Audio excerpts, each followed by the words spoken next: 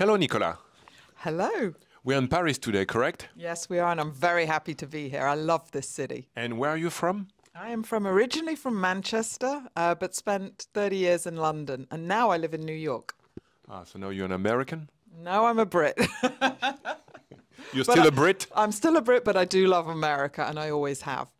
Okay, so you were born in Manchester.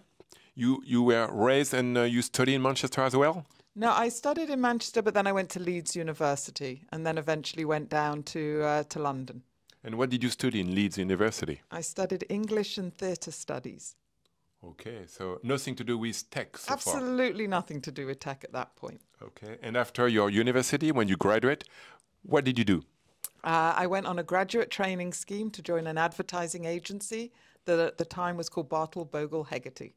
Okay. And I stayed there for 12 years. And then eventually I joined another advertising agency called Grey.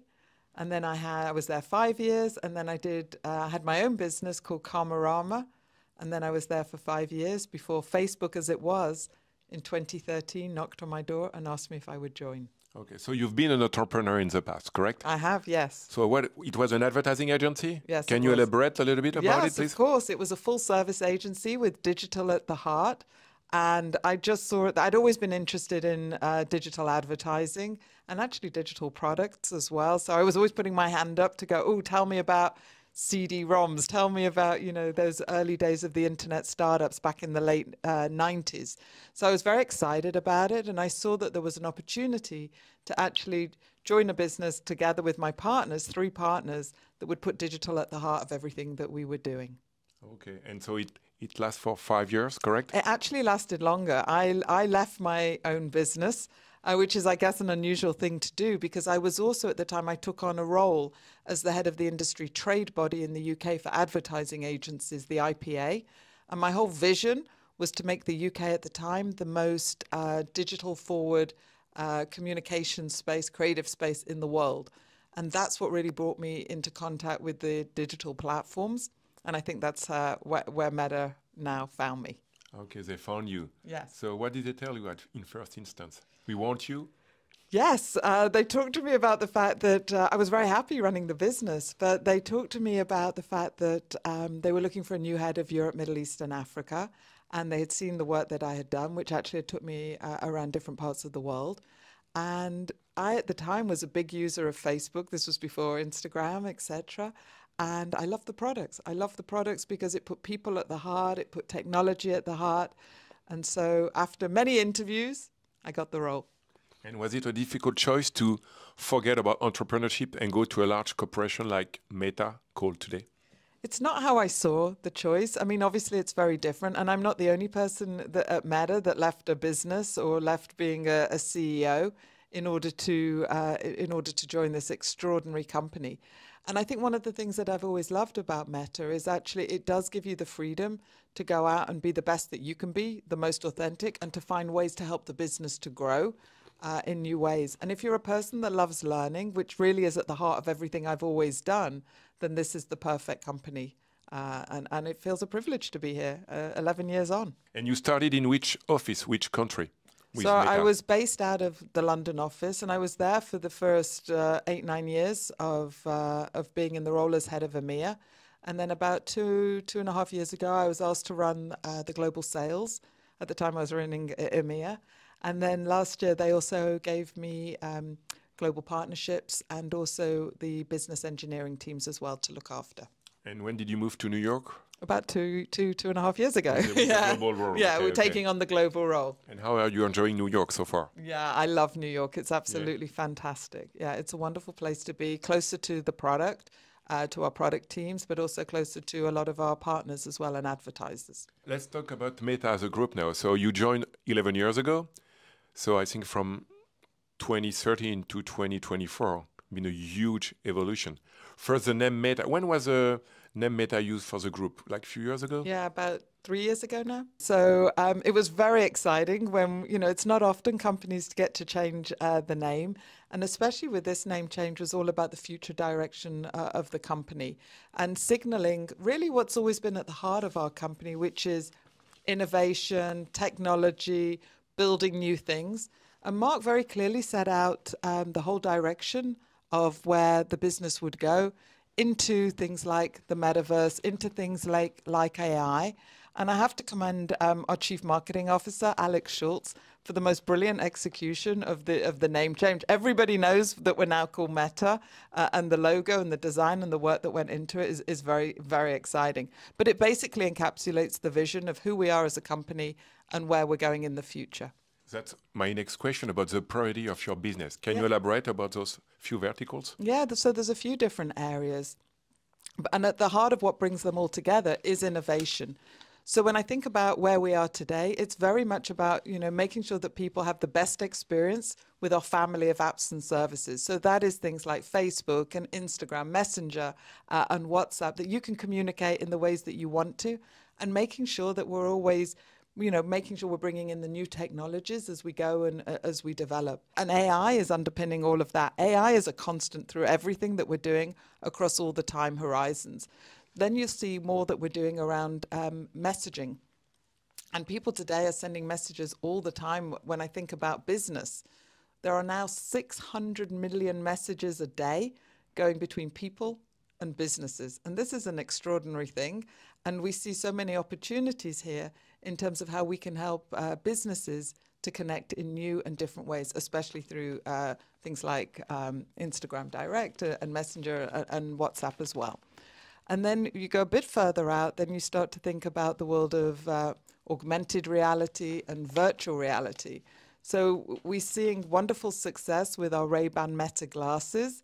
I don't know if you've tried them. I've tried them. And Mark was demonstrating the multimodal ones yesterday, which are really exciting. He put out a video about this where we can start to look at the world. And yes, you can take a video. Yes, you can take a picture, but you can also ask the AI assistant to describe and tell you a little bit more about what you're seeing. You can also listen to music and have a phone call, correct? Yes, all that as well. All that as well. You're right. And I'm not even sharing that.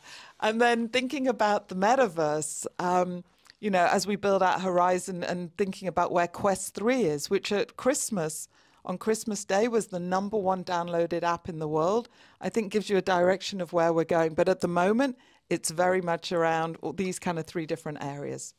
Yeah, can you elaborate a bit more about the short videos like the Reels that's starting to be very, very popular? Yes, I definitely can. This is really exciting. And part of at the heart of why I think Reels is so successful is AI. So the AI recommendations, when I think about Instagram, 40% of the Reels that are being viewed are as a result of AI. So people are having the wonderful experience of being able to enjoy things that they might not have known that they would like, but they actually are enjoying very much. So you can see Reels that are not part of people you are following, correct? Correct. That's a very big change and a very exciting change as well that people are really enjoying. And we're seeing growth of the Reels across all our platforms.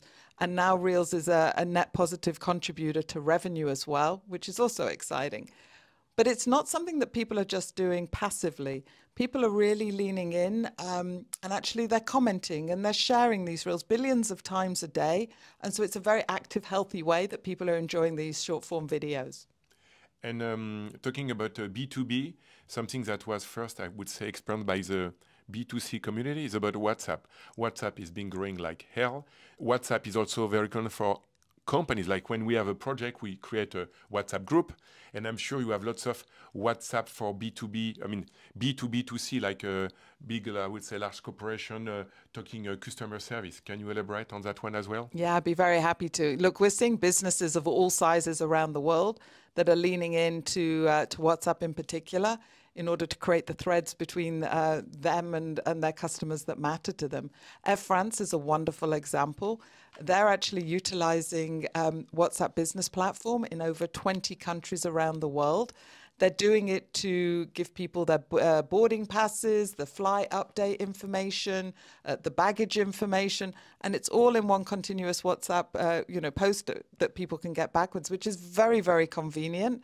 And we're seeing more companies like this all over the world. They're a really innovative partner, and it's been fantastic to see. But they're not just using WhatsApp with us, they're also embracing AI.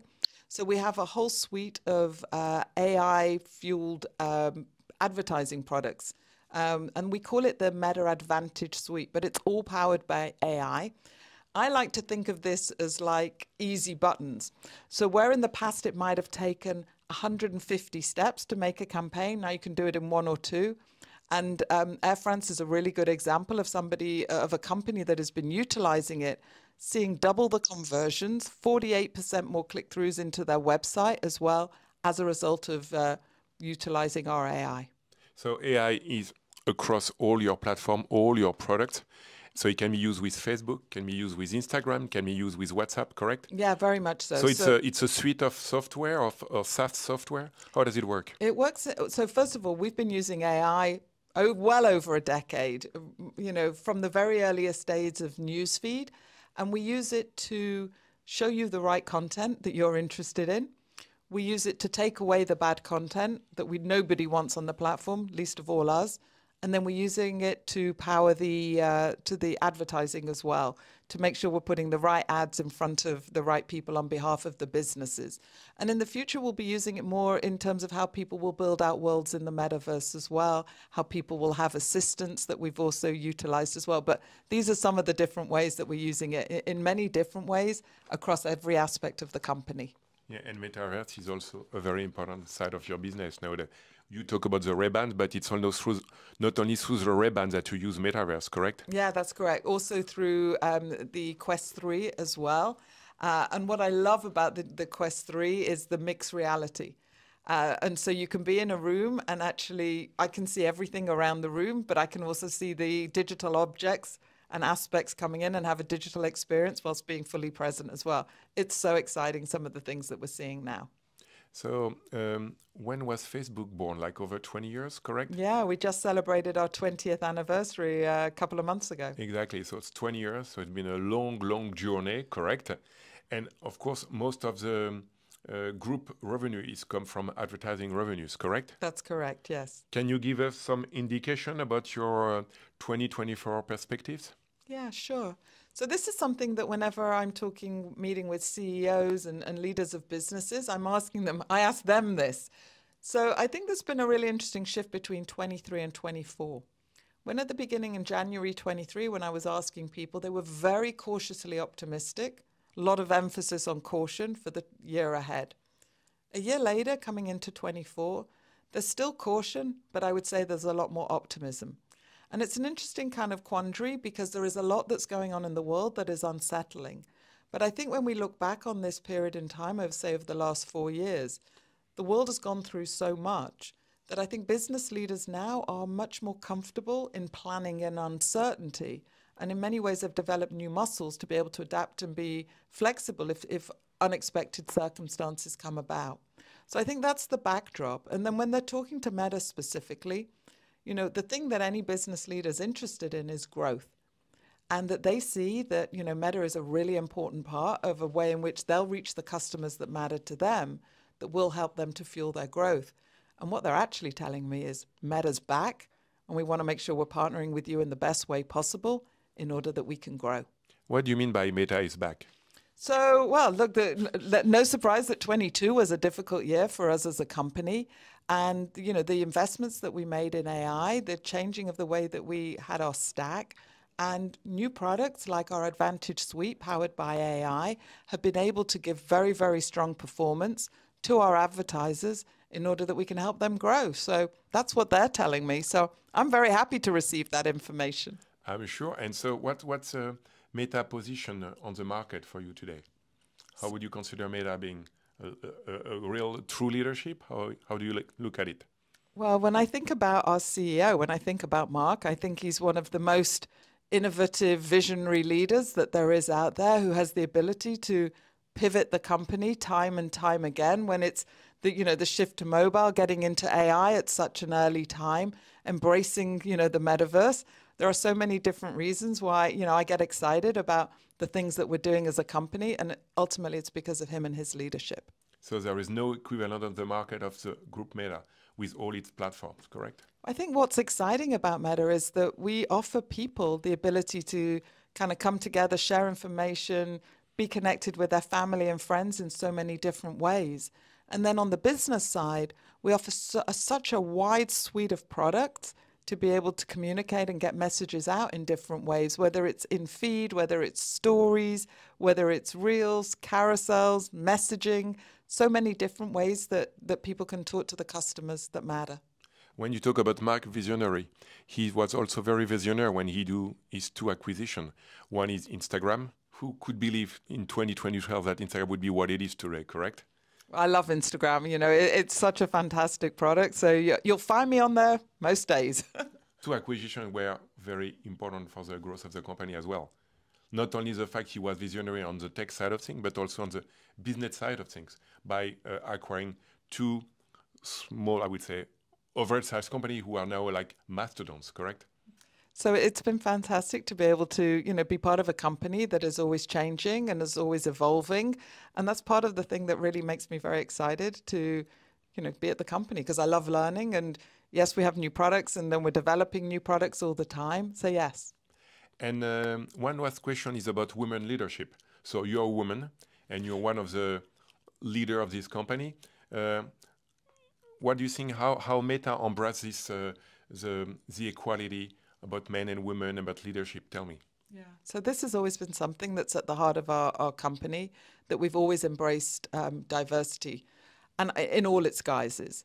I think back to actually my very first day at the company was actually a Women's Leadership Day.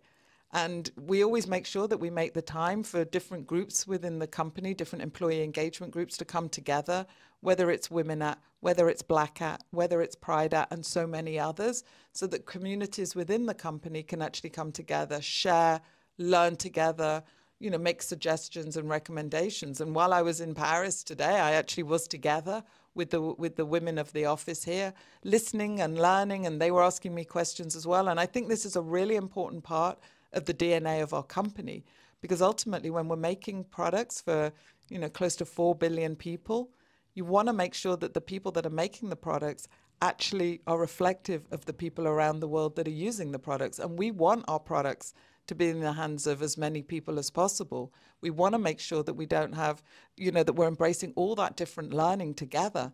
And so, yeah, I think that's something that's very important about the culture and the values of Meta is diversity in all its guises. And talking about culture, we are in France today, as we mentioned when we started the interview. How do you see the French advertising business, the French business unit of Meta compared to the one of the other worlds, of the other countries? Yeah, so this has always been a really important office for us for many different reasons. I think about the innovation that comes here, the fact that we opened an office in AI here over a decade ago now. And the fact that we're working with Station F. I was there at the opening of Station F many years ago. You still have your offices there? We're your still, incubator? I mean, it's such an important incubator. And we recently announced just a few months ago a whole AI startup incubator work that we're doing there as well. So this is something very different because we don't have AI research labs all over the world. There's a fantastic thing about the talent, particularly in France, in Paris, that brings together some of the best minds in the world when it comes to AI. And we have Jan LeCun, who is our chief AI scientist, leading the way for us here. So this, I think, is a very important thing. And then, yes, from the business side, so many of the world's largest businesses are headquartered here. And we are very, proud of the fact that we are able to work with those companies. And they're so different, some of those companies. Not to mention the luxury companies. Well, the luxury companies here, has always been a very sweet spot of the French economy in terms of leading the world here. And we're proud to partner with those businesses. So, yes, this is something that I think is, it has always been exciting when I come here. And the French business unit is very important to Absolutely. Meta as a group, correct? Very much so. Nicola, I heard in 2016 you have some kind of bad news, correct? What happened to you? Yeah, so there I was in 2016, kind of busy working, mum of 4 kids, and then I got the news that actually I had a diagnosis of cancer. I was diagnosed with follicular lymphoma, which is an incurable blood cancer. And it was a very strange shock because I didn't feel ill. I had one very small lump in my groin. And I was very lucky because my very good friend is a doctor. And she was able to put me on the path to start to get this diagnosed. But I'd never heard of it. It's a rare blood cancer. And so from living this kind of very busy life, I suddenly, was talking about thinking about, was I going to live or or not going to live, and what this would mean. And what was your first reaction, your first thoughts? Utter shock. And I think when anybody gets you don't get a diagnosis like this straight away. You go on a bit of a journey while they try and work out what it is and why I had the lump. But unusually for somebody with blood cancer, I was actually diagnosed very quickly, within 5 days, 6 days, because I was lucky with my doctors. But what I started to understand was that everything I understood about cancer, this was a different type of cancer, which is you can live with it. And normally you hear language like, we'll cut it out and we'll give you chemotherapy and you'll beat it. But when something is incurable, that language doesn't apply. And what I also discovered was that a form of the treatment is just to watch it and wait and see where the cancer grows and develops and how quickly it does, because you might not need treatment straight away. And actually, I didn't need treatment for about another 18 months. And after about 18 months, the cancer had spread. It was when I was first diagnosed, it was pretty much everywhere in my chest. And by the time I needed to have treatment, it had grown near my kidneys, and they were worried that I would have kidney failure. So then I had to have chemotherapy and immunotherapy. As an entrepreneur, with your entrepreneur background, you decided to create a foundation, correct? I did. I never imagined that I would set up a charity to find a cure for follicular lymphoma. But as I started to learn more about the disease, I found out that there were about 1 million people living with it globally, but very little research had been done and very little money had gone into it over the past decade. And that didn't feel right, with all the advances with AI and data and, the advances in DNA and cracking the human genome, didn't feel right that this was the case. And so naively, maybe in 2019, I started the Follicular Lymphoma Foundation with one North Star, to find a cure for this disease. And look, this was a big thing to do, but I'm really proud of the progress we're making. How is the foundation doing today in 2024? So a few years on, I'm really proud. We have a full-time executive. We have a chief exec. We have a chief medical officer. We're funding research around the world. We're creating partnerships with the different universities and health institutions to and hospitals to work together. And most of all, where my work and my life comes together, on Facebook, we have a group called the Living with Follicular Lymphoma group that has over 11,000 patients now in it, which maybe doesn't seem like a large number, but is the largest number of follicular lymphoma patients that has ever been together. And they all want to help to find a cure for this as well. So we're all in, and I am determined that we will find a cure.